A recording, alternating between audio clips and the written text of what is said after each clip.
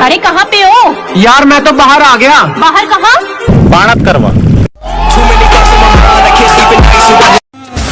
मारा पप्पा को favourite dialogue कि बनवान मिल लिया यदि तुम बढ़िया को नहीं। अबे लो पावड़ो न करो पाणत।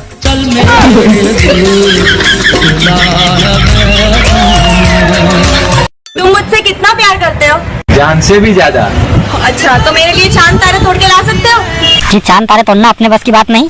अपने पास तो है जमीन है और अपने पास सब कुछ है, बस पैसा की कमी और माथे 2 लाख कर्जो है और तो बाकी सब राम जी की मौज है। और प्यार करना हो तो कर, नहीं तो पतली गली से निकल, क्योंकि तेरे जैसे चुना लगाने वाली मिलती हमको हर रोज है। आजकल की लड़कियां कहती है कि आजकल अच्छे और भले लड़के मिलते कहाँ हैं, तो मिलेंगे कहाँ से?